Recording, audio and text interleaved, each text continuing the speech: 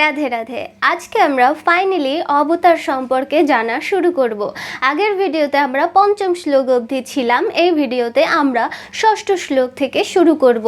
আর শুরু করার আগে আপনারা অবশ্যই ভাগবতজির দর্শন করে নিন।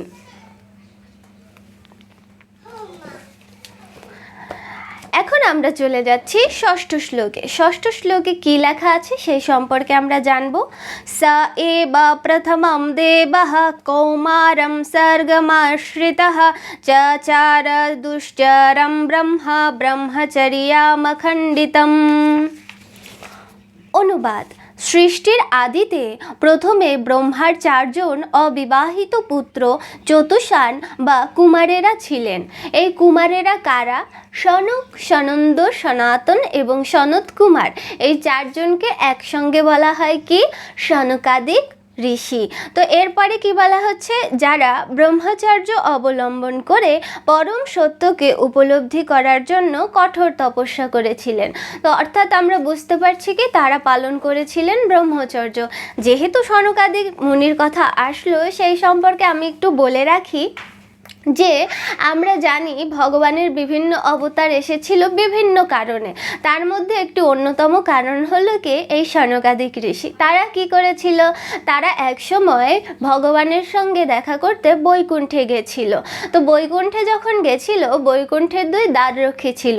সেই দুই দ্বাররক্ষীর নাম হচ্ছে জয় এবং বিজয়। তারা কি করেছে? তারা সনকাদিক ঋষিকে ভিতরে প্রবেশ করতে দেয়নি। কারণ কি? তারা ছিল উলঙ্গ। তারা হচ্ছে কি শরীরে কোনো রকমের পোশাক ধারণ করেনি, কারণ এই জড় জগতের সঙ্গে তাদের কোনো সম্পর্কই নেই। তারা তো এই পরাপ্রকৃতির মধ্যে নেই। তারা হচ্ছে কোথায়? তারা হচ্ছে সেই পরমেশ্বরের সঙ্গে, তার সঙ্গেই নিয়োজিত, তার সঙ্গেই একীভূত। তো তাদের তো এই জড়জাগতিক কোনো কিছুই আকৃষ্ট করবে না, এটাই স্বাভাবিক।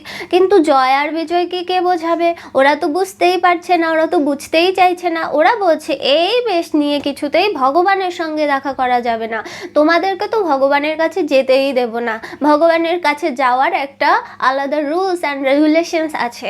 তো তারপরে বলল কি, ঠিক আছে আমরা বুঝতে পেরেছি, কিন্তু আমরা তো ওরকম নই, আমরা হচ্ছি ঋষি, আমরা হচ্ছি এই চতুষান, আমাদের একটু ভগবানের সঙ্গে দেখা করতে দাও। অনেক ভালোভাবে বুঝিয়েছে, কিন্তু জয় অ্যান্ড বিজয় তারা একদমই মানতে নারাজ। তারপরে কি হলো?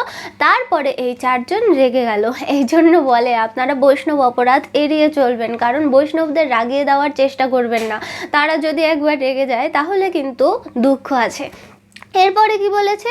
এরপরে তারা রেগে গেছে, রেগে গিয়ে বলছে কি যাও, তোমাদের কি করলাম? অভিশাপ দিলাম। কেন অভিশাপ দিলাম? কারণ তোমরা ভগবানের দ্বারপাল হয়েও তোমাদের মধ্যে কোনো দৈব গুণাবলী আসেনি, তোমাদের মধ্যে সব আসরিক প্রবৃত্তি রয়েছে। এই কারণে তোমরা অসুর যোনিতে গিয়ে জন্মগ্রহণ করবে, তোমরা পরবর্তী জন্মগুলো অসুর হিসেবে লাভ করবে। তখন তো জয় আর বিজয় খুব ভয় পেয়ে গেছে, তারা খুবই ক্রন্দন শুরু করেছে অ্যান্ড তার কাছে গিয়ে ক্ষমা চাইছে, বারবার ক্ষমা চাইছে। কিন্তু এরপরে কি হয়েছে? তারা তো ভালো মানুষ ছিল, তারা হচ্ছে ঋষি ছিল, তারা কি করেছে? তারাও ক্ষমা করে দিয়েছে। কিন্তু সেই অভিশাপ সেটা তো আর ফেরত নেওয়া যাবে না। তাই জন্য তারা কি করেছে? ঠিক আছে আমরা তো অভিশাপ ফেরত নিতে পারবো না, কিন্তু এই সাপে একটা বর দিচ্ছি। কথা আছে না, সাপে বর, তেমনই করেছে। তারা কি করেছে? বলছে যে যাও, তোমরা যে যে জন্মে অসুর হয়ে জন্মগ্রহণ করবে সেই জন্ম থেকে তোমাদের উদ্ধার করতে স্বয়ং ভগবানই যাবে, আর ভগবানই তোমাদের উদ্ধার করে নিয়ে আসবে। হ্যাঁ, যদি আপনাকে উদ্ধার করতে স্বয়ং ভগবান আসে, এটা কি ভালো নয়? এটা অবশ্যই ভালো। তো তারপরে কি হয়েছে? তারা তাদের অভিশাপটা মেনে নিয়েছে। তো এই জন্মগুলো কি ছিল? হিরণ্যকশিপু এবং হিরণ্যকশ্য, এই দুজন রূপে প্রথমবার জন্মগ্রহণ করেছে। এরপরে রাবণ এবং কুম্ভকর্ণ রূপে জন্মগ্রহণ করেছে।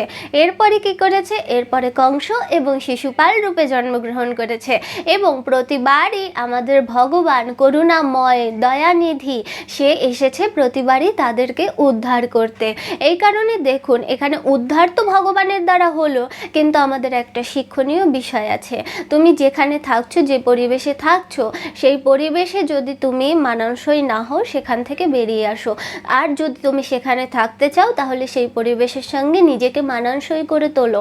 তুমি বৈষ্ণব সঙ্গে থাকছো, তুমি সাধু সঙ্গে থাকছো, কিন্তু তোমার আচরণ হচ্ছে অন্য রকমের আসরিক, তাহলে তুমি সেখানে থাকার যোগ্য নও, তাহলে উল্টো তুমি পাপ জড়াচ্ছ।